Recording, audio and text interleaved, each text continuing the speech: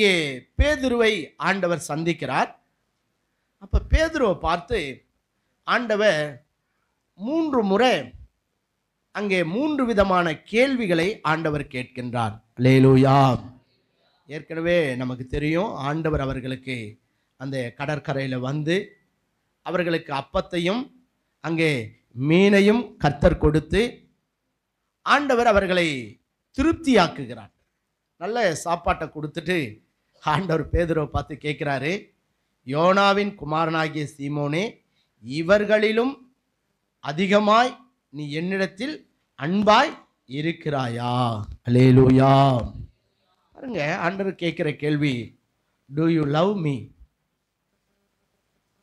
நீ என்னிடத்தில் அன்பாய் இருக்கிறாயா? அங்க இன்னொரு வார்த்தை சொல்றாரு, இவர்களிலும் நீ என்னிடத்தில் அன்பாய் இருக்கிறாயா? அல்லேலூயா. அதுவும் கேட்கிறார் பாருங்க, சீமோனே, இவர்களிலும் அதிகமாய் என்ன கேட்கிறார்? இவர்களிலும் அதிகமாய் நீ என்னிடத்தில் அன்பாய் இருக்கிறாயா? கர்த்தருக்கு ஸ்தோத்திரம். அதுக்கு பேதுரு சொல்றாரு, ஆமாண்டவரே, உம்மை நேசிக்கிறேன் என்பதை நீர் அறிவீர். அடுத்து மறுபடியும் 16ஆம் வசனத்தில் ஆண்டவர் மறுபடியும் கேட்கிறாரு. 2ஆம் தரம் அவர் அவனை நோக்கி, யோனாவின் குமாரனாகிய சீமோனே, நீ என்னிடத்தில் அன்பாய் இருக்கிறாயா என்றார். கர்த்தருக்கு ஸ்தோத்திரம். முதல் கேட்ட அதே கேள்வியை மறுபடியும் என்ன செய்கிறார்? ஆண்டவர் அவனை பார்த்து கேட்கிறார், நீ என்னிடத்தில் அன்பாய் இருக்கிறாயா? அதுக்கு அவர் சொல்றாரு, அதற்கு அவன், ஆமாண்டவரே, உம்மை நேசிக்கிறேன் என்பதை நீர் அறிவீர் என்றான். கர்த்தருக்கு ஸ்தோத்திரம். பேதுரு முதல் சொன்ன அதே பதிலை திரும்பவும் சொல்றார், ஆமாண்டவரே, உம்மை நேசிக்கிறேன் என்பதை நீர் அறிவீர். கர்த்தருக்கு ஸ்தோத்திரம். மறுபடியும் ஆண்டவர் விடலை. 3ஆம் தரமும் அவர் அவனை நோக்கி, யோனாவின் குமாரனாகிய சீமோனே, நீ என்னை நேசிக்கிறாயா என்றார். அல்லேலூயா. கர்த்தருக்கு ஸ்தோத்திரம். முதல் தடவை அன்பாய் இருக்கிறாயான்னு, 2வது தடவை அன்பாய் இருக்கிறாயா என்று கேட்டார். ஆனால் 3வது தடவை கேட்கும்போது ஆண்டவர் சொல்றாரு, நீ என்னை நேசிக்கிறாயா என்றார். அல்லேலூயா. இப்போ சீமோன் சொல்றாரு, அவர் 3ஆம் தரம் தன்னை அப்படி கேட்டபடினாலே பேதுரு துக்கப்பட்டு, ஆண்டவரே, நீர் எல்லாவற்றையும் அறிந்திருக்கிறீர், நான் உம்மை நேசிக்கிறேன் என்பதையும் நீர் அறிவீர் என்றான். இயேசு, என் ஆடுகளை மேய்ப்பாயாக என்றார். அல்லேலூயா. கர்த்தருக்கு ஸ்தோத்திரம். இந்த நாளிலே நாம் தேவனிடத்திலே அன்பு கூற நாம் அழைக்கப்பட்டிருக்கிறோம். கர்த்தருக்கு ஸ்தோத்திரம். ஆண்டவர் இந்த உலகத்திலே அவருடைய பிள்ளைகளாகிய நம்மிடத்திலே எதிர்பார்க்கின்ற பிரதானமான காரியம் என்ன அப்படின்னு கேட்டிங்கன்னா, ஒன்னே ஒன்று தான், நீ என்னை நேசிக்கிறாயா? ஹல்லேலூயா. அதனால தான் பக்தர்கள் அதை உணர்ந்து பாடினாங்க, என்னை நேசிக்கின்றாயா, என்னை நேசிக்கின்றாயா, கல்வாரி காட்சியை கண்ட பின்னும் நேசியாமல் இருப்பாயா, கல்வாரி காட்சியை கண்ட பின்னும் என்னை ஆமல் இருப்பாயா, என்னை நேசிக்கின்றாயா, என்னை நேசிக்கின்றாயா,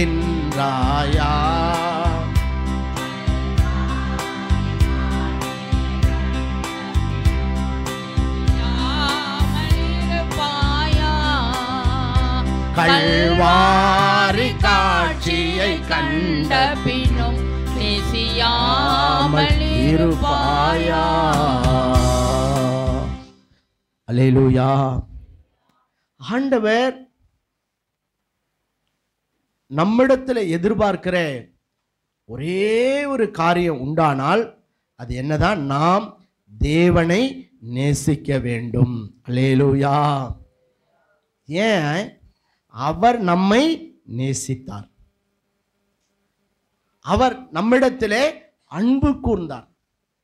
அவர் நம்மை நேசிக்கிறேன் என்று சொல்லி வெறுமையாய் சொல்லிவிடாதபடிக்கு நம்மை நேசித்தபடினால தான் பரலோகத்தை விட்டு நம் ஆண்டவராகிய இயேசு கிறிஸ்து இந்த பூமிக்கு இறங்கி வந்தார். அல்லேலூயா. சொல்லப்போனா அவர் சகலத்தையும் படைத்த சர்வ வல்லமையுள்ள ராஜாதி ராஜா. ஆனால் அவரோ அடிமையின் ரூபம் எடுத்து மனுஷ சாயலாகி தம்மைத்தாமே தாழ்த்தி வெறுமையாக்கி இந்த உலகத்துக்கு ஆண்டவர் வருகிறார். ஏன் தெரியுமா? உங்களையும் என்னையும் அவர் நேசித்தபடினாலே. அல்லேலூயா. ஆமாம், நம்மளை நேசித்தனால அவர் அடிமையின் ரூபம் எடுத்தார். தன்னைத்தான் தாழ்த்தி என்ன பண்ணாரு? வெறுமையாக்கினார்.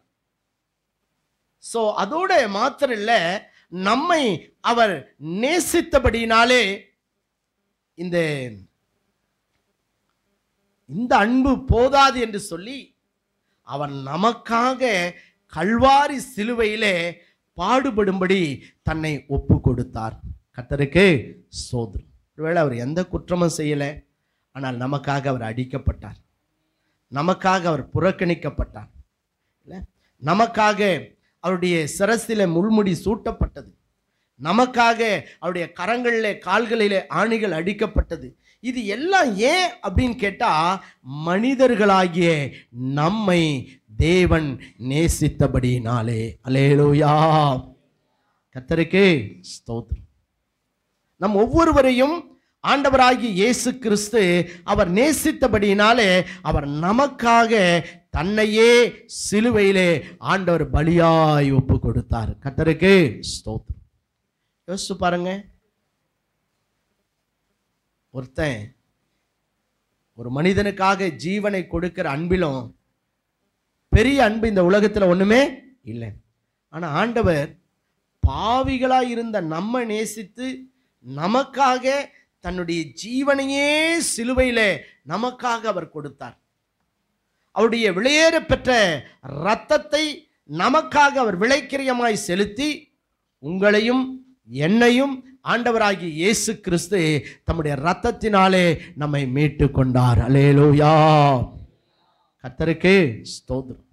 அந்த அன்பை நினைவு கூறும்படி தான் ஒவ்வொரு மாதமும் நம்ம ஆண்டவருடைய பந்தியிலே அவருடைய இரத்தத்தையும் அவருடைய சரீரத்தையும் நாம் புசித்து தேவன் என்னை நேசித்தார் என்பதை நாம் அறிக்கை செய்கிறோம்.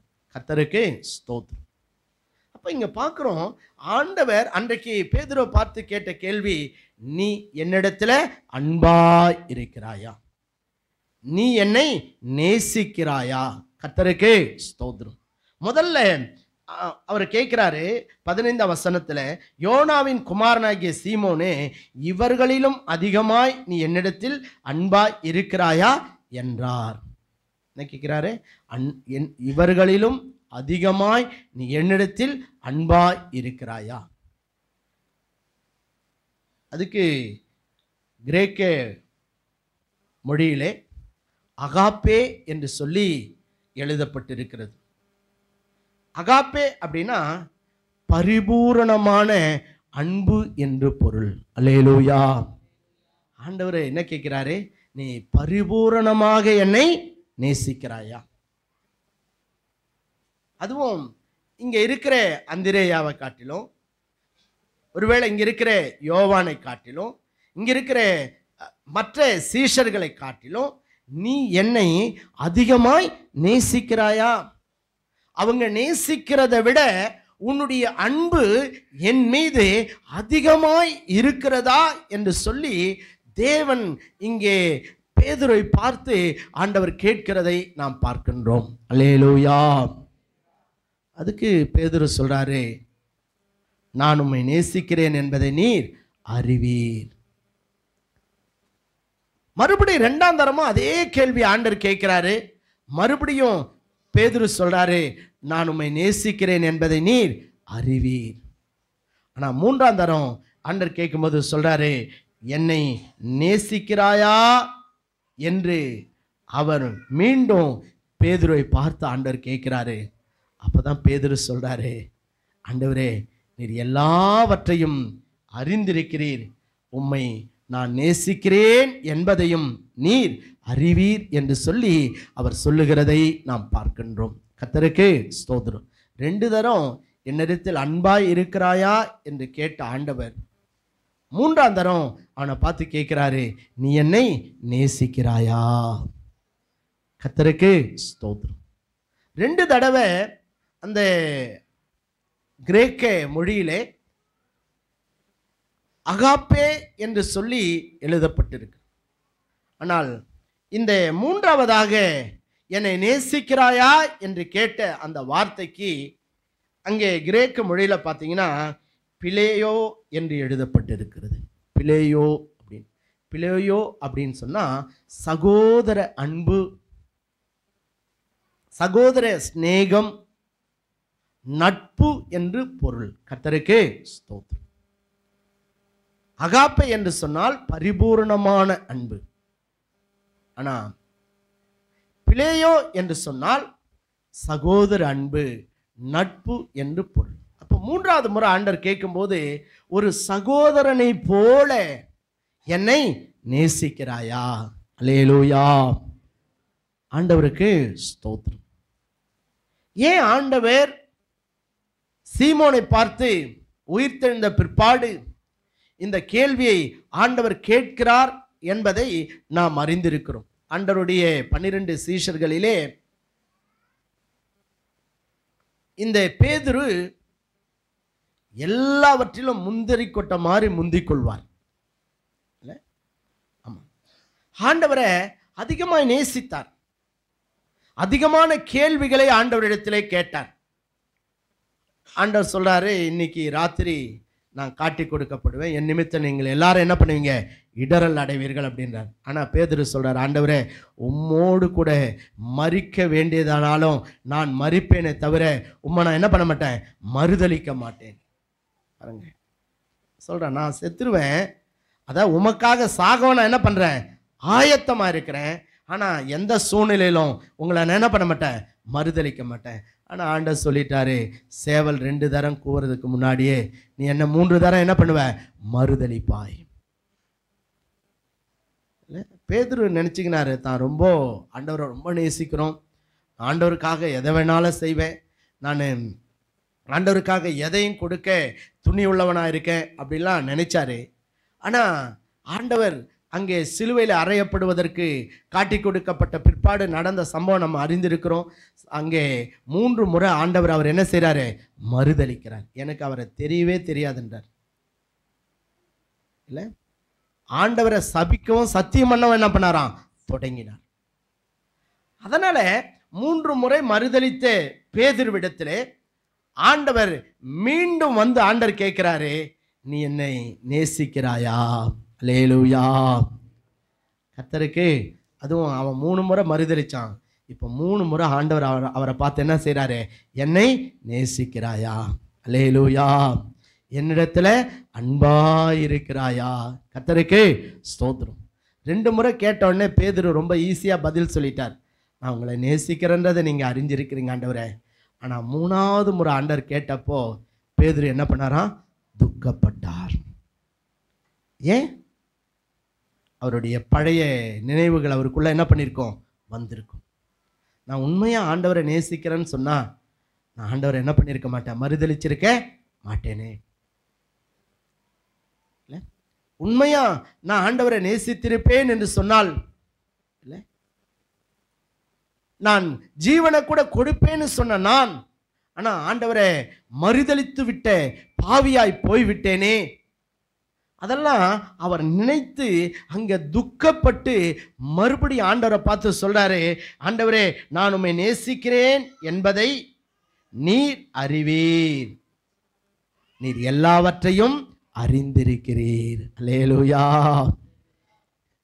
சொல்ல, நீ எல்லாவற்றையும் அறிஞ்சிருக்கிறீங்க ஆண்டவரே, நான் உம்மை நேசிக்கிறேன் என்பதை நீங்க என்ன பண்ணுவீங்க? அறிவீங்க ஆண்டவரே. கர்த்தருக்கு ஸ்தோத்திரம்.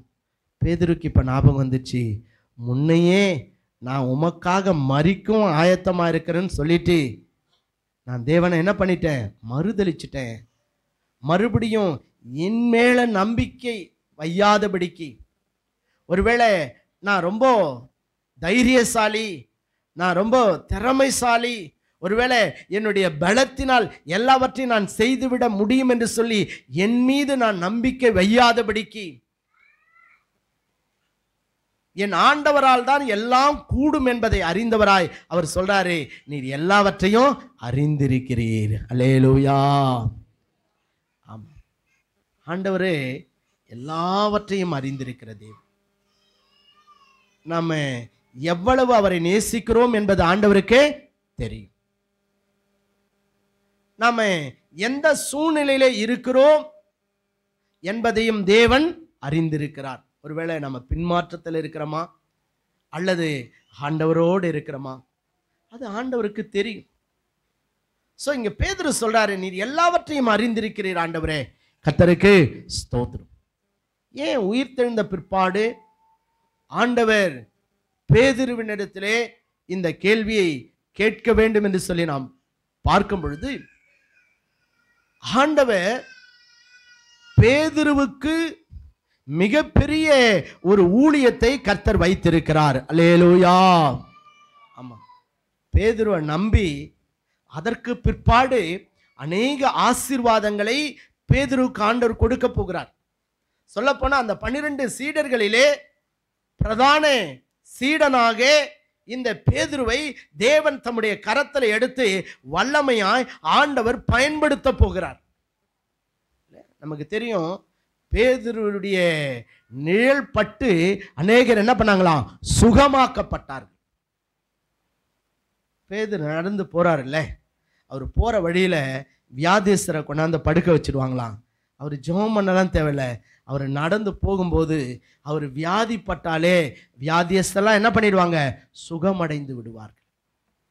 அவ்வளவு பெரிய ஒரு கிருபையை, மகிமையை, ஆசீர்வாதத்தை பேதுருவுக்காக தேவன் வைத்திருக்கிறார். ஆகவே இங்க பேதுருவை பார்த்து கேட்கிறாரு, எப்பா நான் உனக்காக ஒரு பெரிய திட்டத்தை வச்சிருக்கேன். மீனவனாய் இருந்த உன்னை என் சீடனாய் நான் தெரிந்து கொண்டேன். உனக்கு இதுவரைக்கும் எவ்வளவோ இரக்கங்களை நான் உனக்கு காண்பித்து, எத்தனையோ ஆசீர்வாதங்களை நான் உனக்கு கொடுத்து உன்னை உயர்த்தி வைத்திருக்கிறேன். ஆனால் நீயோ என்னை நேசியாதவனாய் காணப்படுகிறாயே என்று சொல்லி ஆண்டவர் இந்த இடத்துல நீ என்னை நேசிக்கிறாயா, என்னிடத்தில் அன்பா இருக்கிறாயா என்று சொல்லி ஆண்டவர் 3 முறை அவரை பார்த்து திரும்ப திரும்ப ஆண்டவர் கேட்கிறதை நாம் பார்க்கின்றோம். அல்லேலூயா. கர்த்தருக்கு ஸ்தோத்திரம். இந்த கால வேளையிலே இந்த ஆராதனையில் வந்திருக்கிற நாம் தேவனை எவ்வளவாய் நேசிக்கிறோம் என்பதை நாம் ஆராய்ந்து பார்க்க வேண்டியது அவசியம்.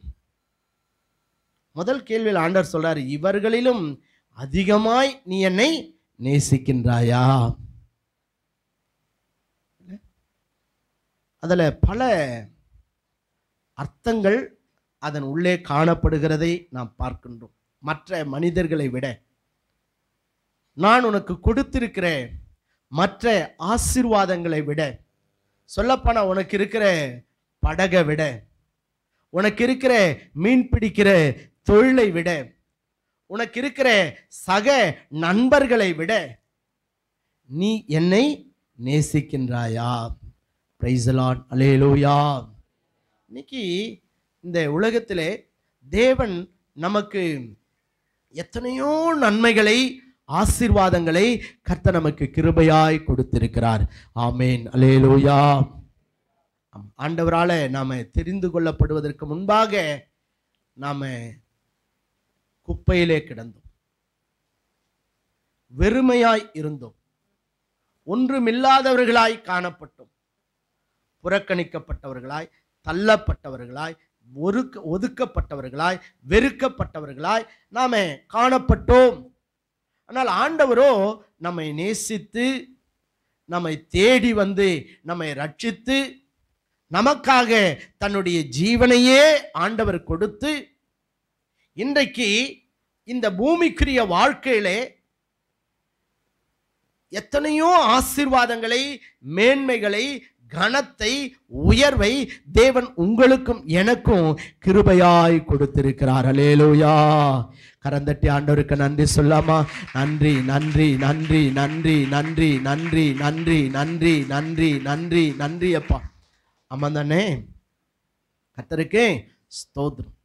ஒருவேளை ஆண்டவர் கொடுத்ததெல்லாம் நினச்சி பார்த்தீங்கன்னா நம்ம யாரும் அதுக்கு எவ்வளவு வேணும் தகுதி உள்ளவர்கள் அல்ல. ஆண்டவர் நம்ம தகுதியை பார்த்து கொடுக்கல.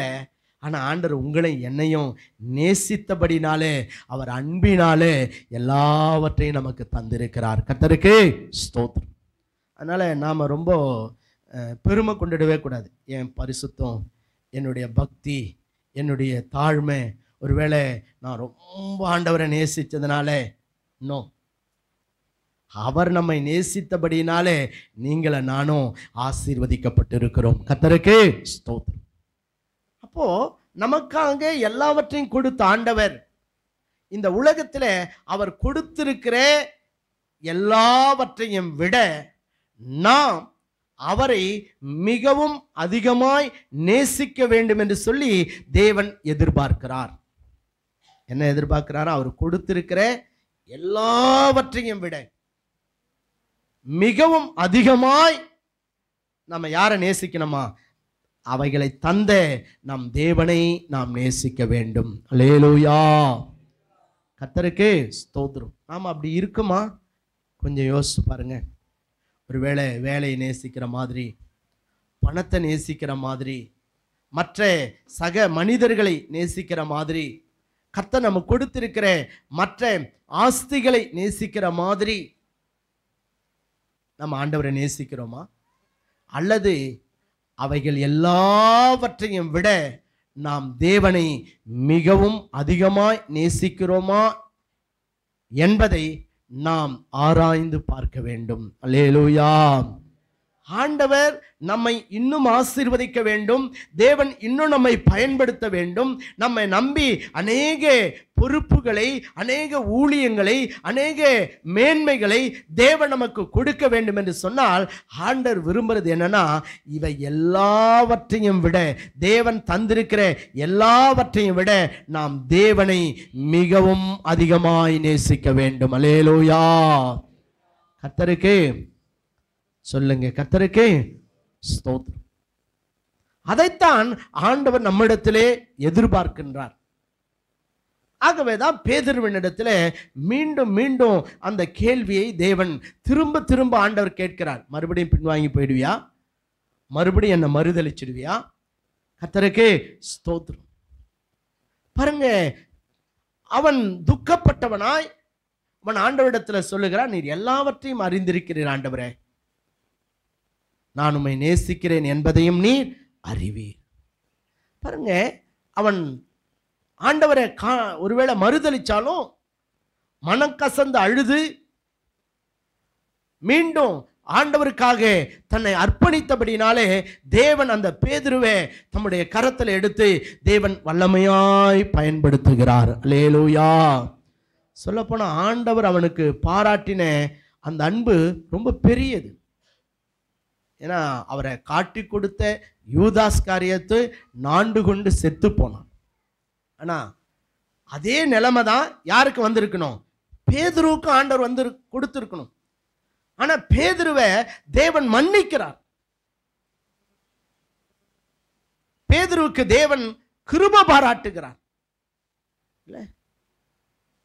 கொன்று போடப்பட வேண்டிய பேதுருவுக்கு தேவன் தம்முடைய இரக்கத்தை ஆண்டவர் காண்பிக்கிறார். அப்படி காண்பித்தபடினாலே தேவன் இங்க திரும்ப கேட்கிறாரு, நீ என்னிடத்துல அன்பாயிருக்கிறாயா? அல்லேலூயா. ஏன்னா எவனுக்கு அதிகம் மன்னிக்கப்பட்டதோ அவன் அதிகமாய் தேவனிடத்துல என்ன பண்ணுமா? அன்பு கூற வேண்டும். அல்லேலூயா. ஒருவேளை நம்மளாம் கூட யோசிச்சு பார்த்தா எத்தனையோ தடவை ஆண்டவரை மறுதலிச்சு ஆண்டவரை விட்டு பின்வாங்கி போய், ஒருவேளை தேவனை விட அதிகமாய் இந்த உலகத்தில் இருக்கிற தேவன் தந்தவைகளை நேசித்து தேவனை துக்கப்படுத்தின அநேக நேரங்கள் இருக்கும். ஆனால் ஆண்டவர் நம்மளெல்லாம் அப்போவே கொன்று போட்டு இருக்கணும். ஆனால் ஆண்டவரோ நம்மை நேசித்தபடினாலே தம்முடைய இரக்கத்தையும் தம்முடைய கிருபையும் நமக்கு காண்பித்து நாம் கொன்று போடப்படாதபடிக்கு பேதுருவுக்கு கர்த்தர் கிருபை பாராட்டின மாதிரி உங்களுக்கு எனக்கும் தேவன் கிருபை பாராட்டி இருக்கிறார். அல்லேலூயா. ஒருவேளை நாம செஞ்ச பாவங்களுக்கு தக்க தண்டனையை தேவன் நமக்கு அளிக்க வேண்டும் என்று சொல்லி நினைத்திருப்பாரானால் இந்த இடத்துல நீங்களும் நானும் ஒருவர் கூட ஜீவனோடு இருந்திருக்க முடியாது. கர்த்தருக்கே ஸ்தோத்திரம். இல்லை, ஆனா சில நேரங்களில் அதனாலே நம்முடைய இருதயம் என்ன பண்ணக்கூடாதான், துணிகரம் கொள்ளக்கூடாது. பைபிளில் எழுதப்பட்டிருக்கு, துர்க்கிரியைக்கு தக்க தண்டனை சீக்கிரமாய் நடவாதபடியால் மனுபுத்திரரின் இருதயம் பொல்லாப்பை செய்ய அவர்களுக்குள்ளே துணிகரம் கொண்டிருக்கிறது. சில மனிதர்கள் இருக்காங்க, அவன் இருதயம் எப்படி இருக்கும், ரொம்ப துணிகரம் உள்ளதா இருக்கும். எதுக்கு? பாவத்தை செய்வதற்கு. சில நேரத்தில் அவங்க பெற்றோர் சொல்லுவாங்க, தம்பி இப்படி செய்யாதே. கர்த்தர் வேத வசனத்தின் மூலம் நம்மோட பேசுவார், மகனே இது பாவம், மகளே இது பாவம், நீ போகிற வழி சரியானது அல்ல, நீ வாழ்கின்ற வாழ்க்கை சரியானது அல்ல, நீ செய்கின்ற இந்த பொல்லாப்பான காரியம் உனக்கு நன்மையை வர ஒட்டாதிருக்கும், நீ வாழ்ந்து கொண்டிருக்கிற இந்த அசுத்தமான வாழ்க்கை உனக்கும் உன் சந்ததிக்கும் சாபத்தை கொண்டு வரும். தேவன் பல தடவை நம்மோடு கூட ஆண்டவர் பேசுவார். ஆனா சில மனிதர்கள் இருக்காங்க, உடனே கேட்டு மனம் திரும்பி ஆண்டவரே நான் மன்னியும் என்று சொல்லி தேவனுக்கு தன்னை அர்ப்பணித்து அப்படிப்பட்ட துணிகரமான பாவத்தை விட்டு வெளியே வந்து தேவனுடைய இரக்கத்தை பெற்றுக்கொண்டு தேவனுக்காக பிரகாசிக்கின்ற, தேவனுடைய ஆசீர்வாதத்தை பெற்றுக்கொள்கிற எத்தனையோ தேவ மனிதர்கள் உண்டு. ஆனால் சிலரோ என்ன பண்ணுவாங்களாம், தங்கள் இருதயத்தை கடினப்படுத்துவார்கள். நான் என்னென்னவோ பண்ணேன், நல்லா தானே இருக்கேன், எனக்கு ஒன்றும் ஆகலையே, நான் அவ்வளோ தப்பு பண்ணேன் ஆனால் நல்லா தானே இருக்கேன், ஆண்டவருக்கு அதெல்லாம் தெரியாது, ஆண்டவர் ஒன்றும் பண்ணிட மாட்டாரு அப்படின்னு சொல்லி சிலருடைய இருதயம் என்ன பண்ணுமா, பொல்லாப்பை செய்ய அவர்களுக்குள்ளே என்ன செய்யுமா, துணிகரம் கொள்ளும்.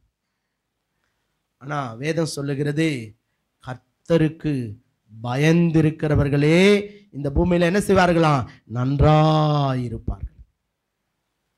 ஆனா அந்த மாதிரி துணிகரம் கொண்டு பாவத்தின் மேல பாவத்தை செய்து மனம் திரும்பாம துணிகரமாய் செயல்படுகிற மனிதர்களுடைய நிலைமை பார்த்தீங்கன்னா ரொம்ப பரிதாபமானதாய் மாறிவிடும். ஒரு சூழ்நிலைக்கு அப்புறம் அவனுடைய நிலைமை மிக மோசமானதாய் போய்விடும். ஏன்? ஆண்டவர் ஒருவேளை பாவத்துக்கு தக்க தண்டனையை உடனே கொடுக்கிறவர் அல்ல, ஆனாலும் அவன் பாவத்துக்கு தக்க தண்டனையை அவன் மனம் திரும்பாமல் போகும்போது ஏற்ற வேளையிலே அவன் பாவம் அவனை அழிக்கும், அவனுக்கு சாபத்தை, துக்கத்தை, வேதனையை, கண்ணீரை அவனுக்கு கொண்டு வருகிறதாய் காணப்படும். கர்த்தருக்கு ஸ்தோத்திரம். ஏன்னா அவர் எல்லாவற்றையும் அறிந்திருக்கிற தேவன். அவருடைய கண்களுக்கு மறைவானது ஒண்ணுமே இந்த உலகத்துல இல்லை.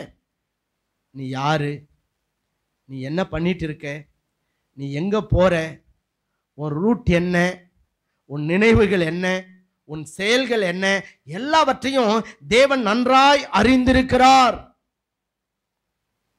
ஒருவேளை ஆண்டவர் பொறுமையா இருக்கிறதுனாலே உன் இருதயம் என்ன பண்ணக்கூடாது, துணிகரம் கொள்ளக்கூடாது. ஆகவேதான் இங்க பேதுருவை பார்த்து ஆண்டவர் கேட்கிறாரு, இன்னும் நீ என்னை நேசிக்காம இருக்கியா, அல்லது இவர்களிலும் அதிகமாய் நீ என்னை நேசிக்கிறாயா? கர்த்தருக்கு ஸ்தோத்திரம். சொல்றான், நான் உங்களை நேசிக்கிறேன் ஆண்டவரே, நான் உம்மிடத்தில் அன்பு கூறுகிறேன் ஆண்டவரே, நான் உங்களை நேசிக்கிறேன்றதை நீங்க அறிஞ்சிருக்கிறீங்க ஆண்டவரே. ஒருவேளை ஒரு தடவை பேதுரு மறுதலித்து பின்வாங்கி போனாலும் அதுக்கப்புறமா அவன் வாழ்நாள் முழுவதும் தேவனுக்கென்று ஸ்தோத்திரம் தன் ஜீவனையும் கொடுக்கக்கூடிய விதத்திலே அவன் ஆண்டவரிடத்திலே அன்பு கூர்ந்தபடியினால்தான் கர்த்தர் பேதுருவை ஆசீர்வதித்து தேவன் பயன்படுத்தினார். அல்லேலூயா. ஒருவேளை இந்த ஆராதனையிலே நீங்கள் தேவனை எவ்வளவாய் நேசிக்கிறீர்கள் என்பதை நாம் ஆராய்ந்து பார்க்க வேண்டும். ஒருவேளை தேவனை நேசிக்காம தேவன் இந்த உலகத்திலே கொடுத்தவைகளை நீங்கள் நேசித்துக் கொண்டிருப்பீர்களானால் நீங்கள் தேவனை விட்டு தூரமாய் போயிருக்கிறீர்கள் என்பது அர்த்தம். ஆகவேதான் ஆண்டவர் இந்த கால வேளையில உங்களோடு கூட ஆண்டவர் பேசிக் கொண்டிருக்கிறார். பாருங்க, ஆண்டவர் நம்மிடத்துல எதிர்பார்க்கிற பிரதானமான காரியம் இல்லை, வேதம் முழுவதையும் 2 கட்டளையிலே நாம் அடக்கலாம். இந்த வேதம் முழுவதையும், ஒன்று, உன் தேவனாகிய கர்த்தரிடத்திலே உன் முழு இருதயத்தோடும் உன் முழு ஆத்துமாவோடும் உன் முழு பலத்தோடும் கூட அன்பு கூறுவாயாக. அல்லேலூயா. என்ன பண்ணுமா? முழு பலத்தோட. அப்படின்னு ஆண்டவர் நம்ம இடத்துல என்ன எதிர்பார்க்கிறார்? பரிபூரணமாய் தேவனை நாம் என்ன செய்ய வேண்டுமா? நேசிக்க வேண்டும். அதுக்கு தான் இந்த உயிரை ஆண்டவர் கொடுத்திருக்கார். அதுக்கு தான் இந்த உலகத்துல வாழ்வதற்கு வேண்டிய எல்லா நன்மைகளையும் தேவன் நமக்கு கொடுத்திருக்கிறார். அல்லேலூயா. எதுக்காக? அவரை நேசிக்க வேண்டும் என்பதற்காக.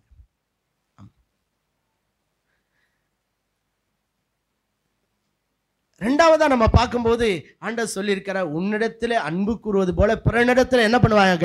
அன்பு கூறுவாயாக. நியாயப்பிரமாணம் முழுவதும் அதிலே என்ன செஞ்சிருச்சுங்க? அடங்கிடுச்சு. அப்ப நம்ம ஆண்டவரை நாம பரிபூரணமாய் நேசிக்க வேண்டும். நீங்க கேட்கலாம், ஆண்டவரை நாம் நேசிக்கிறதுனால தேவன் நமக்கு என்னெல்லாம் ஆசீர்வாதத்தை வைத்திருக்கிறார் என்பதை நீங்க வாசித்து பார்த்தீங்கன்னா ரொம்ப ஆச்சரியப்படுவீர்கள். யாத்திரையாகமத்தில் 20ஆம் அதிகாரத்தில் 6ஆம் வசனத்தில் வாசிக்கும் போது அங்க சொல்றாரு, யாத்திரையாகமம் 20:6, என்னிடத்தில் அன்பு கூர்ந்து என் கற்பனைகளை கை கொள்ளுகிறவர்களுக்கோ 1000 தலைமுறைக்கு இரக்கம் செய்கிறவராயிருக்கிறேன். எல்லாரும் ஒரு அல்லேலூயா சொல்லாமா? ஆண்டவர் சொல்றாரு, அதாவது அன்பு கூறுறது அப்படின்னா என்ன அப்படின்னா, யோவான் 15 சொல்றாரு, அவருடைய கற்பனைகளை கை கொள்ளுவதே நாம் தேவனிடத்துல அன்பு கூறுவதாம். ஆண்டவரே உங்களை நேசிக்கிறேன் நேசிக்கிறேன் நேசிக்கிறேன் அப்படின்னு சொல்லி நாம உண்மையாய் சொல்லுவோமானால் தேவனுடைய வசனத்தை நாம் கை கொண்டு அந்த வசனத்தின்படி இந்த பூமியில நாம் என்ன செய்வோமா? நம்முடைய வாழ்க்கையை அமைத்துக் கொள்ளுவோம். அல்லேலூயா. இங்க சொல்ற, ஆண்டவரை நேசிச்சா என்ன சார் கிடைக்கும்? ஆண்டவர் என்ன செய்வாராம்? 1000 தலைமுறை தேவன் நமக்கு இரக்கம் செய்வார். அல்லேலூயா. யோசிச்சு பாருங்க, ஆண்டவரை நம்ம நேசிக்கிறதுனால தேவன் நமக்கு இரக்கம் செய்கிறது மட்டும் இல்லை, நம்முடைய பிள்ளைகளுக்கு இரக்கம் செய்கிறது மாத்திரம் இல்லை, நம்முடைய சந்ததிக்கு இரக்கம் செய்கிறது மாத்திரம் இல்லை, 1000 தலைமுறை தேவன் நம்முடைய சந்ததிக்கு இரக்கம் செய்து தேவன் ஆசீர்வதிக்கிறார். அல்லேலூயா. அதனாலதான் தாவீது சொன்னார், நீதிமான் கைவிடப்பட்டதையும் அவன் சந்ததி அப்பத்துக்கு இறந்து திரிகிறதையும் நான் காணவில்லை. அவர் சொல்றாரு, நான் பார்க்கவே இல்லைப்பா. அதுவும் சொல்றாரு, நான் இளைஞனா இருந்தேன், முதிர் வயது உள்ளவனுமானேன். அந்த சங்கீதத்தை தாவீது எழுதும்போது அவருக்கு வயசாயிடுச்சு, முதிர் வயது உள்ளவர். அப்ப தன்னுடைய இளம் வயதிலிருந்து இந்த நாள் வரைக்கும் நடந்த காரியங்கள் எல்லாம் அவர் திரும்பி பார்க்கிறார். அப்ப திரும்பி பார்த்து சொல்றாரு, நான் இளைஞனா இருந்தேன், ஆனா இப்ப என்ன ஆயிட்டேன்? வயதான தாத்தாவா ஆயிட்டேன். ஆனாலும் நான் ஒரு காரியத்தை இந்த உலகத்துல பார்க்கல, நீதிமான கர்த்தர் கைவிடுகிறதே இல்லை. அல்லேலூயா. வாழ்க்கையில் ஒருவேளை எத்தனையோ சூழ்நிலைகளை நாம் சந்திக்க வேண்டியது இருக்கலாம். ஏன்னா இந்த உலகம் அந்த மாதிரி தான். நம்ம சில நேரத்தில் எதிர்பார்க்காத பல சம்பவங்களை நாம் எதிர்கொள்ள வேண்டியவர்களாக இருக்கிறோம். ஆனாலும் தேவன் நம்மை கைவிடுகிறவரே அல்ல. அல்லேலூயா. ஆமா, கர்த்தரை தேடுகிற பிள்ளைகளை, கர்த்தரை நேசிக்கிற பிள்ளைகளை, அவர்கள் வாழ்க்கையில எந்த சூழ்நிலை வந்தாலும் தேவன் என்ன பண்ண மாட்டாராம்? அவர்களை கைவிடவே மாட்டார். அல்லேலூயா. அதான் சொல்றார், நீதிமான் கைவிடப்பட்டதையும் அவன் மட்டும் இல்லை, அவன் சந்ததி அப்பத்துக்கு இறந்து திரிகிறதையும் நான் காணவில்லை. கர்த்தருக்கு ஸ்தோத்திரம். ஆண்டவர் எவ்வளவு நல்லவர் பாருங்க. நாம கர்த்தரை நேசிக்கும் போது ஆண்டவர் நம்மை ஆசீர்வதிக்கிறவர் மட்டும் இல்ல, நம்முடைய சந்ததியை கர்த்தர் என்ன செய்யறாராம்? ஆசீர்வதிக்கிறார். வேதம் சொல்லுது, கர்த்தருக்கு பயப்படுகிறவனுக்கு திட நம்பிக்கை உண்டு, அவன் பிள்ளைகளுக்கு என்ன செய்யுமா? அடைக்கலம் கிடைக்கும். உலகத்துல பாத்தீங்கன்னா சிலர்லாம் ரொம்ப பெரிய ஆளா இருப்பான், அதுக்கப்புறம் அவன் சந்ததி பார்த்தீங்கன்னா ஒண்ணுமே இல்லாத பிச்சைக்காரனா இருப்பான் இல்ல. அப்ப பேர் பெற்றவனா இருந்திருப்பான், ஆனா பிள்ளை பார்த்தீங்கன்னா என்ன செஞ்சிருப்பான்? ஒண்ணும் இல்லாத ஜீரோவா இருப்பான். ஆனா ஆண்டவருடைய பிள்ளைகளை கர்த்தர் என்ன செய்யறாராம்? அவனை மட்டும் இல்ல, அவன் சந்ததியும் கர்த்தர் ஆசீர்வதிக்கிறார். அல்லேலூயா. ஆமா, அதனாலதான் ஆபிரகாம் மரிச்ச அப்புறம் ஈசாக்கோட கர்த்தர் போய் பேசுறாரு. உன் தகப்பனாகிய ஆபிரகாமின் நிமித்தம் நான் உன்னை ஆசீர்வதித்து பாருங்க. ஏன்னா உன் தகப்பன் என்னை நேசிச்சாம்பா. Praise the Lord. Hallelujah. Abraham ஆண்டவர் நேசிச்சாரா? நேசிக்கலையா? ஆண்டவரை அதிகமாய் நேசித்தவர். ஏன்னா ஆதியாகமம் 22ஆம் அதிகாரத்துல சொல்லும்போது ஆண்டவர் சொல்றாரு, உன் ஏக சுதனும் உன் புத்திரனும் ஆகிய ஈசாக்க மோரியா மலையில கொண்டு போய் எனக்காக என்ன பண்ண? பலியிடு. ஹலோ, கவனிங்க. உடனே அவரும் தன் முதிர் வயதிலே பிறந்த தன்னுடைய ஒரே பேரான குமாரன் ஈசாக்க எங்க கொண்டு போறாரு? மோரியா மலைக்கு கொண்டு போய் அந்த மகனை வெட்டுவதற்கு கத்தி எடுத்து பலிபீடத்தில் அவனை கிடத்தி அவனை வெட்ட போகும்போது ஆண்டவர் பேசுறாரு, இப்பொழுது நீ என்னை நேசிக்கிறாய் என்பதை நான் அறிந்திருக்கிறேன். ஆமா, நீ இப்பொழுது தேவனுக்கு பயந்திருக்கிறாய் என்பதை நான் அறிந்திருக்கிறேன். நீ இப்படி செஞ்சபடினால நான் உன்னை ஆசீர்வதிச்சு உன்னை பெருகவே பெருக பண்ணுவேன். அல்லேலூயா. ஆண்டவரை உண்மையாய் நேசிக்கிற பிள்ளைகள் தேவன் இந்த உலகத்தில் தந்த எல்லாவற்றையும் விட தேவனை என்ன செய்வாங்களா? அதிகமாய் நேசிப்பார்கள். ஆபிரகாம் பாருங்க, எனக்கு கர்த்தர் தான் இந்த பிள்ளையை கொடுத்தாரு, அதனால இந்த பிள்ளை போனாலும் ஆண்டவர் இன்னும் ஆயிரக்கணக்கான பிள்ளைகளையும் தேவன் எனக்கு கொடுக்க வல்லவர் என்று சொல்லி பாருங்க, அந்த பிள்ளைய பலி கொடுக்கவும் அவர் தயங்கவில்லை. காரணம், ஆண்டவரை அவர் அவ்வளவாய் நேசித்தார். அதனாலதான் ஈசாக்காண்ட போய் ஆண்டவர் சொல்றார், உன் தகப்பனாகிய ஆபிரகாமின் நிமித்தம் நான் உன்னை என்ன பண்றேன்? ஆசீர்வதிக்கிறேன். அதனால நம்முடைய ஆண்டவர் அவரிடத்தில் அன்பு கூறுகளுக்கு 1000 தலைமுறை அவர் இரக்கம் செய்கிற நல்ல தெய்வம். கர்த்தருக்கு ஸ்தோத்திரம். அடிக்கடி சொல்லுவோம், உங்க பிள்ளைங்களுக்காக நீங்க இந்த உலகத்துல ஒரு பெரிய ஆஸ்தியை சம்பாதித்து வைக்காம போலாம், ஆனா கர்த்தரை நேசித்து கர்த்தருக்கு பிரியமா இந்த உலகத்துல நீங்க ஜீவிப்பீங்கன்னு சொன்னா தேவன் உங்க பிள்ளைகளுக்கு இந்த பூமியில ஒரு குறைவில்லாதபடி உங்க பிள்ளைகளை மட்டும் இல்ல, உங்க பிள்ளைகளின் பிள்ளைகளை, உங்க சந்ததியை 1000 தலைமுறை அவர் ஆசீர்வதிப்பார். அல்லேலூயா. கர்த்தருடைய பரிசுத்த நாமத்துக்கு ஸ்தோத்திரம். நீங்க உபாகமம் 30ஆம் அதிகாரம் 6ஆம் வசனத்தை வாசிக்கும் போது, உபாகமம் 30:6,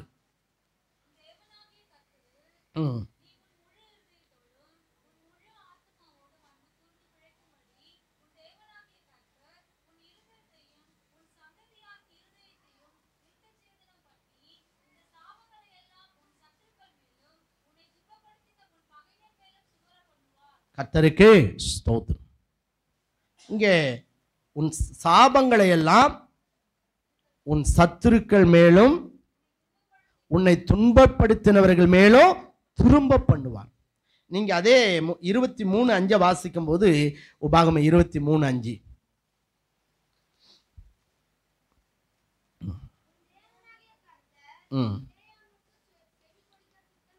பிலேயாமுக்கு செவி கொடுக்க சித்தமில்லாமல் உன் தேவனாகிய கர்த்தர் உன்மேல் அன்பு கூர்ந்தபடியினால் உன் தேவனாகிய கர்த்தர் அந்த சாபத்தை உனக்கு ஆசீர்வாதமாக மாற பண்ணினார். எல்லாரும் ஒரு அல்லேலூயா சொல்லாமா? அல்லேலூயா. நம்முடைய ஆண்டவர் 1000 தலைமுறை நம்மை ஆசீர்வதிக்கிறவர். அவரிடத்தில் அன்பு கூர்ந்தா நம்முடைய சாபங்களை எல்லாம் அவர் ஆசீர்வாதமாய் மாற்றுகிறவர். கர்த்தருக்கு ஸ்தோத்திரம். சாபங்களை ஆசீர்வாதமாய் மாற பண்ணுகிற தேவன். இன்னைக்கு ஆண்டவரை அறிந்து கொள்றதுக்கு முன்னாடி நம்ம வாழ்க்கையெல்லாம் பார்த்தா எப்படிதான் இருந்தது? சாபமாய் இருந்தோம், சாபத்திலே நாம் வாழ்ந்தோம். இல்லை, சாபங்கள் பல விதத்துல சாபம் வருது. நம்முடைய மூதாதையர் செய்த பாவம் சாபத்தை கொண்டு வரலாம். விக்கிரக ஆராதனை சாபத்தை கொண்டு வரலாம். உன் துணிகரமான பாவங்கள் உனக்கு சாபத்தை கொண்டு வரலாம். மற்றவர்களை வேதனைப்படுத்தின போது அவர்கள் உன்னை சபித்தபடினாலே அது உனக்கு சாபமாய் மாறி இருக்கலாம். ஆனால் ஆண்டவராகிய இயேசு கிறிஸ்துவை நாம் நேசித்து அவருடைய பிள்ளையா இந்த உலகத்தில் நாம் வாழும்போது எல்லா சாபங்களையும் ஆண்டவராகிய இயேசு கிறிஸ்து அதை ஆசீர்வாதமாய் மாற பண்ணுகிறார். அல்லேலூயா. இந்த உலகத்தில் சாபம் இல்லாத ஒரு வாழ்க்கை வாழனா அதுக்கு உன்னை படைத்த தெய்வத்தை நீ நேசிக்க வேண்டும். அல்லேலூயா. இல்லைனா உன் வாழ்க்கையில நீ செஞ்ச பாவம்லாம் உனக்கு என்ன மாறிடும்? சாபமாய் மாறிவிடும். எத்தனையோ குடும்பங்களை பார்த்துருக்கேன். அந்த சாபத்தினால பிடிக்கப்பட்ட பல குடும்பங்களை நான் பார்த்துருக்கேன். எனக்கு ஒரு குடும்பத்தை தெரியும். பார்த்தீங்கன்னா அந்த அவருடைய தாயார் இளம் வயதிலேயே விதவை. அதுக்கப்புறம் இந்த அம்மாவுக்கு கல்யாணம் ஆச்சு. இந்த அம்மாவும் இளம் வயதிலேயே விதவை. பாருங்க, அதுக்கப்புறம் அந்த அம்மாவுடைய தங்கச்சி கல்யாணம் ஆச்சு. அந்த மகளும் இளம் வயதிலேயே விதவை. பாருங்க, அப்போ ஒரு முறை அந்த அம்மாவோட பேசினப்ப அந்த அம்மா சொன்னாங்க, ஐயா, என் குடும்பத்தில் ஏன் தான் இப்படி நடக்குது தெரில. எங்க அப்பா எங்க அம்மாவை இளம் வயதிலேயே விட்டு மரித்து போனார். என் கணவரும் என்னை இளம் வயதிலேயே விட்டு மரித்து போனார். என் தங்கையினுடைய கணவனும் இளம் வயதிலேயே விட்டு மரித்து போனார். எனக்காக ஜெபம் பண்ணுங்கள். கர்த்தருக்கு ஸ்தோத்திரம். பாருங்க, நம்ம சில நேரங்கள்ல நமக்கு தெரியாது. ஆண்டவர் அறியாத நாட்கள்ல சாபத்துக்குரியவர்களாய் நாம் வாழ்ந்திருக்கலாம். ஆனால் ஆண்டவருக்குள்ள நாம வரும்போது நம்முடைய ஆண்டவர் சாபங்களை எல்லாம் ஆசீர்வாதமாய் மாற்றுகிறார். அல்லேலூயா. எந்த இடத்துல நாம சாபமா இருந்தோமோ அதே இடத்துல நம்ம ஆசீர்வதிக்கப்பட்டவர்களாய் தேவன் உயர்த்தி வைக்கிறார். கர்த்தருக்கே ஸ்தோத்திரம். எந்த இடத்துல வியாதியோடு, வறுமையோடு, தரித்திரத்தோடு, ஏழ்மையோடு, புறக்கணிக்கப்பட்டவர்களாய், தள்ளப்பட்டவர்களாய், வெறுக்கப்பட்டவர்களாய், ஒன்றுமில்லாதவர்களாய், தரித்திரர்களாய், ஏழைகளாய், பரதேசிகளாய் இருந்தோமோ அதே இடத்துல கர்த்தர் நம்மை ராஜாக்களாய், பிரபுக்களாய் அவர் உயர்த்தி வைக்கிறார். காரணம், நம்மேல் இருந்த சாபங்களை தேவன் ஆசீர்வாதமாய் மாற பண்ணுகிறார். அல்லேலூயா. ஆமா, அது மட்டும் இல்லையா, நம்மை பகைக்கிறவர்கள் மேலும் நம்மை துன்பப்படுத்துகிறவர்கள் மேலும் அந்த சாபங்களை தேவன் என்ன பண்ணுவாராம்? வர பண்ணுவார். சில நேரத்தில் நம்மளை பகைத்து நமக்கு தீமை செய்து நம்மளை அழிச்சிடணும், நம்மளை ஒழிச்சிடணும், நம்ம வாழக்கூடாது, நம்முடைய குடும்பம் இந்த பூமியில் இருக்கக்கூடாது என்று சொல்லி சில துன்மார்க்கர்கள், சில பொல்லாத மனிதர்கள் நமக்கு விரோதமாக எழும்பி மந்திரங்களையும் பலவிதமான காரியங்களையும் செய்வார்கள். ஆனால் நம்ம ஆண்டவருக்குள்ள வந்ததுக்கு அப்புறம் ஆண்டவர் என்ன செய்கிறார் தெரியுமா? நம்மை துன்பப்படுத்தின அவர்களை, இல்லை நம்மை வேதனைப்படுத்தின அவர்களை, இல்லையா, நம்மை பகைத்த அவர்களை சாபத்துக்குள்ளாய் தேவன் மாற்றுகிறார். நமக்கு என்ன செய்யணும்னு நினைச்சாங்களோ அதையெல்லாம் தேவன் அவர்கள் மேல திரும்ப பண்ணுவாராம். கர்த்தருக்கு ஸ்தோத்திரம். அதுதான் நாம் ஆராதிக்கிற சர்வ வல்லமையுள்ள தேவன். அல்லேலூயா. ஆமா, அதனாலதான் வேதம் சொல்லுது, நீதிமான் நெருக்கத்தினின்று நீங்குவானா, ஆனா அவன் இருந்த இடத்துல துன்மார்க்கன் என்ன பண்ணுவானா? வருவானா. நீதிமானுக்கு கூட நெருக்கம் வருமா? வராதுன்னு வேதம் சொல்ல. ஆனா அந்த நெருக்கத்திலிருந்து கர்த்தர் அவனை என்ன பண்ணுவாராம்? விடுவிப்பாராம். அவன் இருந்த அந்த நெருக்கத்தின் பாதையிலே இவனை பார்த்து பரிகசித்த, இவனை துன்பப்படுத்தின, இவனை பகைத்த அந்த சத்துரு இவர்கள் அடைந்த அதே நெருக்கத்தை, அதே துன்பத்தை அடையும்படி அவனை தேவன் அந்த இடத்துல கொண்டு வந்து நிறுத்துவாராம். கர்த்தருக்கு ஸ்தோத்திரம். ஆகவே நம்முடைய தேவன் அவரிடத்தில் அன்பு கூர்ந்தால் நம்முடைய சாபங்களை அவர் ஆசீர்வாதமாய் மாற்றுகிற தேவன். அல்லேலூயா. இந்த உலகத்துல சாபத்தை போக்குறதுக்கு ஒரே ஒரு வழி உண்டு. அதுதான் ஆண்டவராகிய இயேசுவை உன் இரட்சகராய் ஏற்றுக்கொண்டு அவரை நீ நேசித்து வாழ வேண்டும். கர்த்தருக்கு ஸ்தோத்திரம். ஏன்னா அவர் நம்முடைய சாபங்களை எல்லாம் கல்வாரி சிலுவையிலே போக்கும்படிக்கு அந்த சாபமான சிலுவையிலே அவர் நம்முடைய சாபங்களெல்லாம் ஏற்றுக்கொண்டவராய் நமக்காக அவர் சாபமானார். கர்த்தருக்கு ஸ்தோத்திரம். அதன் மூலமாகத்தான் நாம சாபத்திலிருந்து விடுதலை பெற முடியும். இன்னைக்கு எத்தனையோ குடும்பங்கள்ல கடன் ஒருவேளை சாபமா இருக்கலாம். எத்தனையோ குடும்பங்கள்ல சமாதானமின்மை ஒருவேளை அது சாபத்தின் காரணமா இருக்கலாம். எத்தனையோ குடும்பங்கள்ல வியாதி அது சாபமா இருக்கலாம். ஆமா, ஒருவேளை தலைவலி வந்தா அது சாபம் இல்லை. அதுக்காக எனக்கு தலைவலிக்குது பாஸ்டர் அது சாபமா? இல்லை.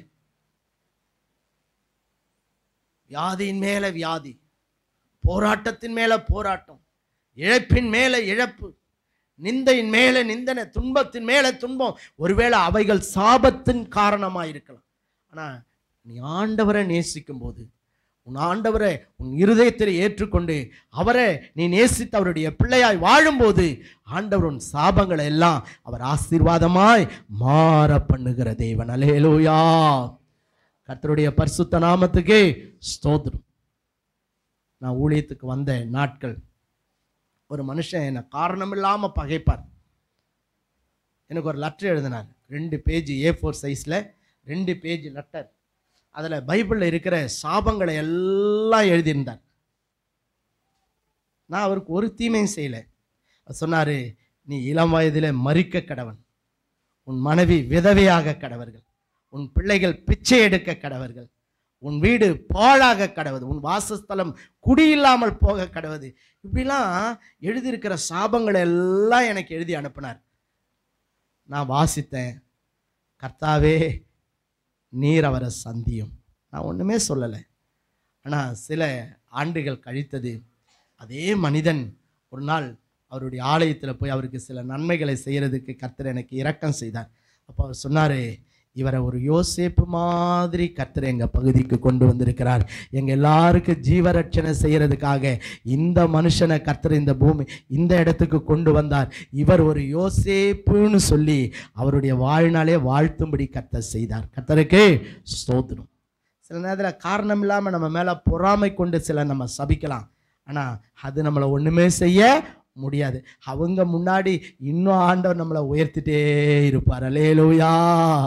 ஆமாம், நம்மளை சபித்த அதே நாவுகள் நம்மை புகழும்படி, நம்மை கனப்படுத்தும்படி, நம்ம பார்த்து அவங்க வெட்கப்பட்டு போகும்படி அவர்கள் முன்பாக நம்முடைய தலையை உயர்த்துகிற தேவன் நம்முடைய தேவன். அல்லேலூயா.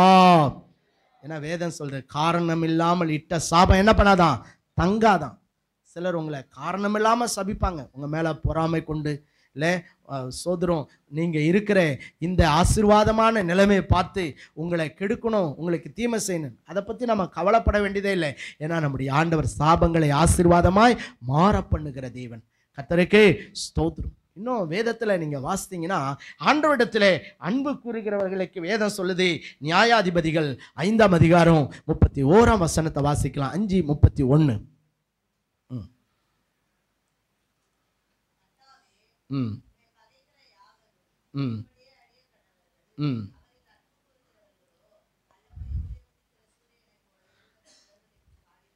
Praise the Lord. அல்லேலூயா. தேவனை பகைக்கிறவர்கள் என்ன செய்வாங்களா? அழிவார்கள். ஆனா தேவனை நேசிக்கிறவர்கள் வல்லமையோடே உதிக்கிற சூரியனை போல என்ன செய்வார்களா? பிரகாசிப்பார்கள். அல்லேலூயா.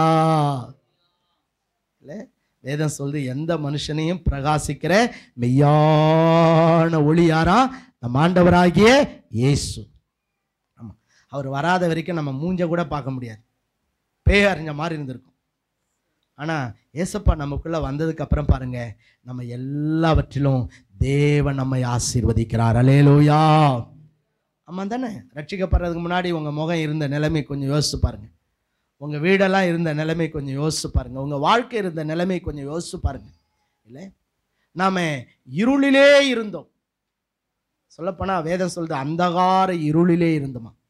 ஆனால் இன்னைக்கு ஆண்டவரிடத்தில் அன்பு கூர்ந்தபடினாலே இன்னைக்கு தேவன் நம்மளெல்லாம் என்ன மாற்றிருக்கிறாராம்? வல்லமையாய் உதிக்கிற சூரியனை போல கர்த்தர் மாற்றி இருக்கிறார். அல்லேலூயா. சொல்லப்போனா நீங்கள நானும் என்னவா? சூரியன். இல்லை, அதுவும் சாதாரண சூரியன் இல்லையா. என்ன சூரியனா? வல்லமையாய் உதிக்கிற சூரியன். சூரியன் காலையில் உதிக்கும் போது அப்படியே கொஞ்சம் வெளிச்சம் வரும். அது நல்லா உதிச்ச உடனே முழுவதுமா என்ன செய்யும்? பிரகாசிக்கும். நம்ம வாழ்க்கையை கூட ஆண்டவரை நேசிக்க நேசிக்க நேசிக்க நம்ம வாழ்க்கையை தேவன் என்ன செய்கிறாராம்? பிரகாசிக்க பண்ணுகிறார். நாம் பிரகாசம் உள்ளவர்களாய் மாறுகிறோம். சூரியனை போல நாம் பிரகாசத்தை கொடுக்கிறவர்களாய் கர்த்தர் நம்முடைய வாழ்க்கையை பிரகாசம் உள்ளதாய் மாற்றுகிறார். அல்லேலூயா. கர்த்தருக்கே ஸ்தோத்திரம். ஒருவேளை ஆரம்ப நாட்களில் ஆண்டவரை தேடும்போது நமக்கு அது தெரியாது. இன்னும் துன்பம் மாறலையே, இன்னும் பிரச்சனை மாறலையே, இன்னும் வேதனை மாறலையே, இன்னும் போராட்டம் மாறலையேன்னு சில நேரங்களில் யோசிக்க வேண்டியதாக இருக்கும். ஆனால் ஆண்டவர் உன் வாழ்க்கையை சூரியனை போல அவர் பிரகாசிக்க பண்ணுகிற தேவன். அல்லேலூயா. அவர் பிரகாசிக்க பண்ணுவார். ஒருவேளை இப்போ கொஞ்சம் தான் பிரகாசம் வந்திருக்கலாம், நீங்கள் கவலைப்படாதீங்க. சூரியனை போல தமிழத்தில் அன்பு கூறுகளை பிரகாசிக்க பண்ணுகிற தேவன் உங்கள் வாழ்க்கையை, உங்கள் குடும்பத்தை, உங்கள் பிள்ளைகளுடைய வாழ்க்கையை தேவன் பிரகாசமுள்ளதாய் மாற்றுவார். அல்லேலூயா. கர்த்தருக்கே ஸ்தோத்திரம். அதுவும் யாரை போலையா? சூரியனை போல பிரகாசிப்பார்கள். ஆண்டவரிடத்தில் அன்பு கூறுகிறவர்கள். அதோட மாத்திரம் இல்லை, சங்கீதம் 145 20வது வசனத்தை வாசிங்க. 45:20. 145:20.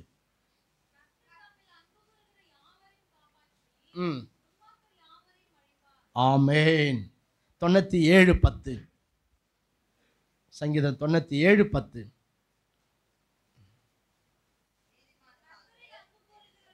கர்த்தரில் அன்பு கூறுகிறவர்களே, தீமையை வெறுத்து விடுங்கள், காப்பாற்றி துன்மார்க்கரின் கைக்கு அவர்களை தப்புவிக்கிறார். கர்த்தருக்கே ஸ்தோத்திரம். பாருங்க, ஆண்டவரே அவரிடத்தில் அன்பு கூறுகிற கர்த்தர் என்ன பண்ணுவாராம்? காப்பாற்றுவாராம். அவர்களை துன்மார்க்கர்களுடைய கைக்கு கர்த்தர் என்ன செய்வாராம்? தப்புவிப்பாராம். அல்லேலூயா. அதனால்தான் ஃபாதர் பாடினாரு, அன்பு கூறுவேன் இன்னும் அதிகமாய் ஆராதிப்பே இன்னும் ஆர்வமாய், அன்பு கூறுவேன் இன்னும் அதிகமாய் ஆராதிப்பே இன்னும் ஆர்வமாய், முழு உள்ளத்தோடு ஆராதிப்பே முழு பெலத்தோடு அன்பு கூறுவே. ஆராதனை ஆராதனை துதி ஆராதனை ஆராதனை ஆராதனை ஆராதனை ஆராதனை ஆராதனை. அல்லேலூயா. ஆண்டவரிடத்தில் அன்பு கூறுகிற தேவன் என்ன செய்யறாரா? காப்பாற்றுகிறார். அவருக்கு விரோதமாக எழும்புகிற சத்துருக்களுக்கு தேவன் என்ன செய்வாராம்? தப்புவிப்பாராம். ஒருவேளை யோசிச்சு பாருங்க, நீங்களும் நானும் எத்தனையோ சத்துருக்கள் நமக்கு எதிராக எழும்பியும் இன்னைக்கு அழிஞ்சு போகாமல் இருக்குமே. அதுக்கு என்ன காரணம் தெரியுமா? ஆண்டவரை நாம் நேசித்தபடினாலே அவர் நம்மை காப்பாற்றி இருக்கிறார். அல்லேலூயா. ஆமாம், வேதத்தில் ஒரு வசனம் இருக்கு, தாவீது போன இடத்திலெல்லாம் கர்த்தர் அவர் என்ன பண்ணாராம்? காப்பாற்றினார். தன் வாழ்க்கையில அதிகமான யுத்தங்களை செய்தவர் தாவீது. அதாவது தன் வாழ்க்கையில அதிகமான சத்துருக்களை எதிர்கொண்டவர் தாவீது. ஆனா வேதம் சொல்லுது அவர் பலத்தினால தப்பலையாம். அவர் போன இடத்துல எல்லாம் கர்த்தர் அவர் என்ன பண்ணாராம்? காப்பாற்றினார். ஹலோ, நம்ம வாழ்க்கையில கூட எத்தனையோ சத்துருக்கள் நமக்கு விரோதமாய் எழும்பின போதும் நீங்கள நானும் அழியாம நிலை நிற்கிறோமே. அதுக்கு என்ன காரணம் தெரியுமா? ஆண்டவரை நாம் நேசித்தபடியினாலே. அல்லேலூயா. இல்லைன்னா நம்ம சத்துருக்கள் எப்பவோ நம்மளை என்ன பண்ணியிருப்பாங்க? உயிரோட விழுங்கி இருப்பார்களாம். வசனம் அப்படி சொல்லுது. எப்படி விழுங்கியிருப்பானா? உயிரோட விழுங்கியிருப்பானா. ஆனா ஒரு வழியாய் வந்த சத்துருக்களை 7 வழியாய் தேவன் ஓடி போக பண்ணி நம்முடைய சத்துருக்களுக்கு முன்பாக நம்முடைய தலையை தேவன் உயர்த்தி நம்மை நிமிர்ந்து நடக்க பண்ணியிருக்கிறாரே. என்ன காரணம் தெரியுமா? நாம் தேவனை நேசித்தபடியினாலே. அல்லேலூயா. ஆமா, ஆண்டவரை நேசிக்கிற கர்த்தருடைய பிள்ளைகளை அவர்களுக்கு விரோதமாக எத்தனை சத்துருக்கள் எழும்பினாலும் சரி, அவங்க தலையில் இருக்கிற ஒரே ஒரு முடியை கூட என்ன பண்ண முடியாதான்? எடுக்க முடியாது. ஏன்னா அதையும் கூட தேவன் என்ன பண்ணியிருக்காரா? எண்ணி வைத்திருக்கிறார். அதனால்தான் வேதம் சொல்லுது, தம்மிடத்தில் அன்பு கூறுகளை தேவன் அறிந்திருக்கிறார். தம்மிடத்தில் அன்பு கூறுகளுக்கு சகலமும் நன்மைக்கு ஏதுவாகவே நடக்கிறது. கர்த்தருக்கே ஸ்தோத்திரம். இங்கே சங்கீதம் 31:19 வாசிக்கும் போது வாசிங்க. 31:19. சங்கீதம் 31:19.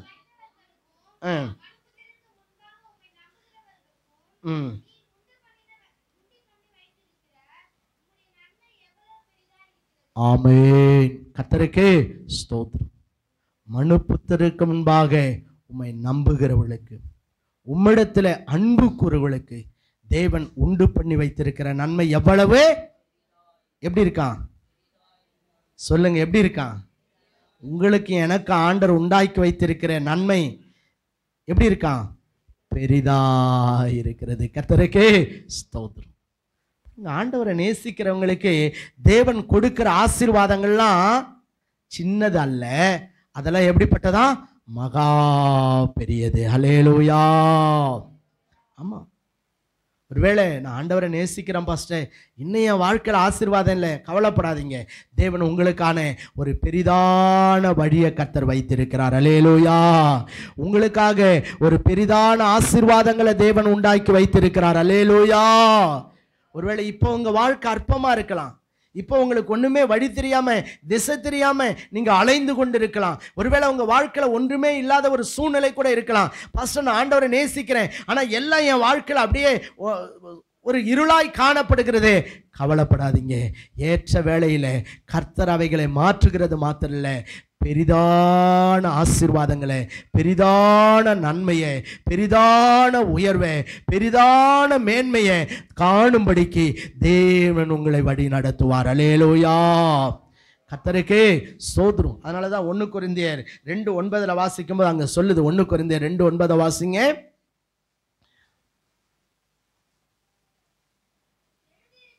எழுதியிருக்கிறபடி தேவன் தம்மில் அன்பு கூறுகிறவர்களுக்கு, கவனிங்களா, என்ன பண்ணி வச்சிருக்கிறாரா? ஹலோ, ஆண்டவரை நேசிக்கிற நமக்கு தேவன் ஆயத்தம் பண்ணி வைத்திருக்கிறவைகளை நம்ம கண்ணால பார்க்கல, காதால கேட்கவும் இல்லை, அவைகள் மனுஷனுடைய இருதயத்துல தோன்றவும் இல்லை. கர்த்தருக்கு ஸ்தோத்திரம். கைதட்டி ஆண்டவருக்கு நன்றி சொல்லாமா? நன்றி, நன்றி, நன்றி, நன்றி, நன்றி, நன்றி, நன்றி, நன்றி, நன்றி அப்பா. யோசிச்சு பாருங்க, உங்களுக்காகவும் எனக்காகவும் தேவன் ஆயத்தம் பண்ணி வைத்திருக்கிற நன்மைகள் எவ்வளவு பெரிதாயிருக்கிறது. இல்லை, அதை நம்ம கண்ணால பார்க்கலையாம், அதை நம்ம காதால கேட்கலையாம், அது மனுஷனுடைய இருதயத்தில் என்ன செய்யலையாம்? தோன்றவும் இல்லையாம். யாரும் நினைச்சு கூட பார்த்திருக்க முடியாதான். ஹலோ, கர்த்தரிடத்தில் அன்பு கூறுகிற உங்களுக்கு, உங்கள் பிள்ளைகளுக்கு, உங்க சந்ததிக்கு தேவன் உண்டாக்கி வைத்திருக்கிற நன்மை மகா பெரியது. ஹல்லேலூயா. காரணம், நாம் ஆராதிக்கிற தேவன் ஜீவனுள்ளவர், அவர் சர்வ வல்லமையுள்ளவர். ஹல்லேலூயா. ஆமா, அவரை நேசிச்சா அவர் நமக்காக எல்லாத்தையும் என்ன பண்ணுவாராம்? ஆயத்தம் பண்ணுவார். ஆல்ரெடி ஆண்டவர் உங்களுக்காகவும் எனக்காகவும் எல்லா நன்மைகளையும் அவர் ஆயத்தம் பண்ணி வைத்திருக்கிறார். கர்த்தருக்கு ஸ்தோத்திரம். இப்போ ஆண்டவர் செஞ்சிருக்கிறதே நம்ம வாழ்க்கையில பெருசா இருக்கு. ஆனா ஆண்டவர் இதிலும் பெரிதான நன்மைகளை, இதிலும் பெரிதான ஆசீர்வாதங்களை, இதிலும் பெரிதான மேன்மையை தேவன் உங்களுக்காக, எனக்காக, கர்த்தர் நம்முடைய சந்ததிக்காக தேவன் உண்டாக்கி வைத்திருக்கிறார். கர்த்தருக்கு